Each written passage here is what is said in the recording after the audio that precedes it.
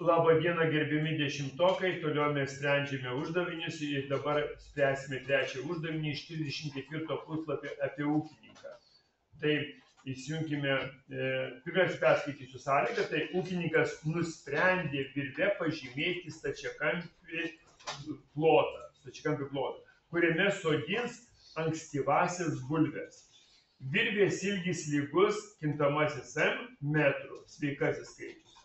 Kokį didžiausią plotą S kintamasis galės pažymėti ūkininkas.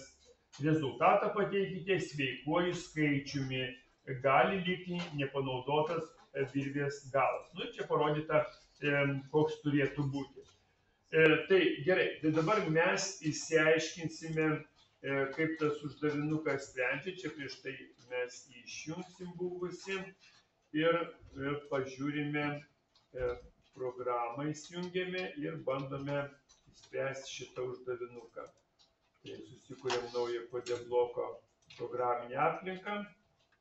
Tai 24 puslapio trečias uždavinukas. Ir pasidarome, kad mes jį galėtume su juo dirbti. Siūlyčiau visą laiką biblioteką jau pratintis prie bits,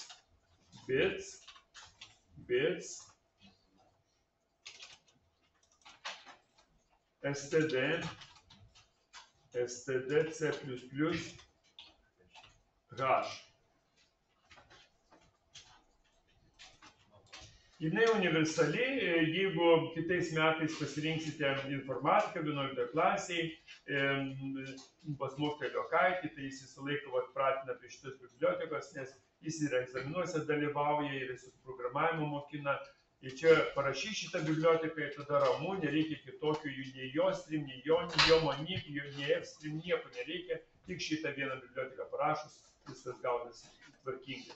Taigi, mes užsirašom biblioteką ir dabar įsiaiškinim matematinę uždavinio sprendimo visą matematiškai, kaip suprasime. Taigi, turim virvę, kurios ilgis yra M perimetras. Iš jos reikia pažymėti stačiakampį, kurio plotas būtų maksimalus. Matematiškai žinoma, kad didžiausias plotas gaunamas tada, kai stačiakampis yra artimiausias kvadratui. Jei perimetras lygus M liekana 2 ir lygų 0, reikia dalinti per pusę ir gauti dvi kraštinės. Kiekvieną apie M dalintą iš 4. Jei perimetras dalyjasi su liekana, vieną kraštinę padarome truputį ilgesnį nei kitą. Užduotyje rezultatas turi būti sveikas skaičius. Kad gauti maksimalų plotą, reikia perimetrą dalinti per pusę, tai ir tam tikra formulė yra.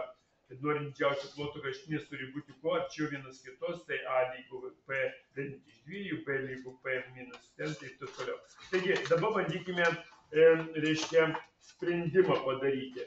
Tai mes užsirašym bibliotekas, visą kitus dalykus. Tai dabar mums yra duota, kad mes turim įvesti metrus. Tai mes kintamai apibrėžėme, kad tai sveiko tipo, nes vadovėlis reikalauja, ir M. Paprašome, kad įveskite metrus. Įveskite metrus. Įveskite metrus ir nuskaitome su cin tuos metrus.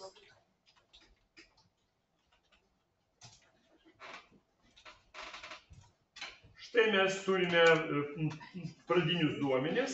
Dabar, kad pusė perimetro dvi priešingos kraštinės turės suma būti. Tai dabar galima atsirasti, kad naujas kintamasis P lygu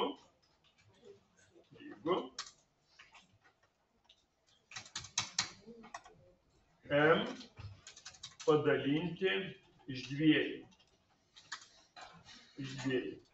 Na, o stačiakampio kraštinės kuo arčiau vienos kitos, kai mes gausime, žiūrim irgi, int A lygu P dalinti iš 2, int B lygu P atimti A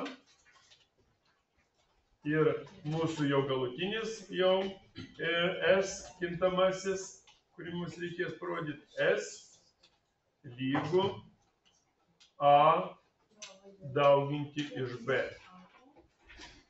Na ir išvedam į ekraną, C out.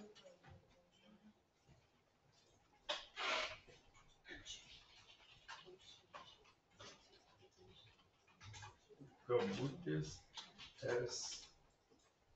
S lygu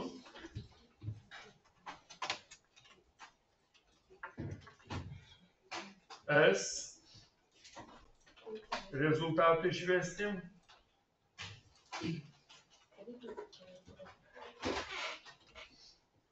ir return 0. Tai dabar pasitikriname, kaip mums vadovėlis, kokius parametrus ir ką mes ten turim būti. Tai kai įvesime 22, turim gauti S30. Na ir pažiūrim, kaip programa veiks. Įvedam 22 ir gauname S lygiai 30. Dar ir prašo į kito. Gal kartais ant vieno gerai rodo, o kito blogai rodo. Tai dar pabandome įvesti 21, turim gauti 25.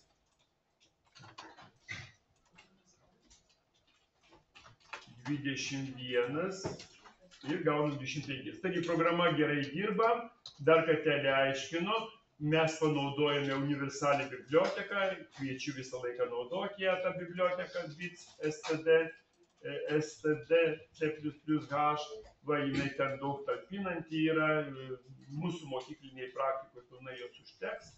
Va, toliau mes turim vieną kintamą, kurį įvesti, tai jisai atsakingas už metrus, jį paprašom per vartotoją, kad įvestų, su CIN atsimena programa, nu ir čia mes gauname, mes ieškome pusę perimetro, tai dvi priešingas kraštinės sumą padarom, stačiakampio kraštinės, arčiau vienus kitos padarome šitom lygtimis ir išvedame rezultatą su kintamuoju S.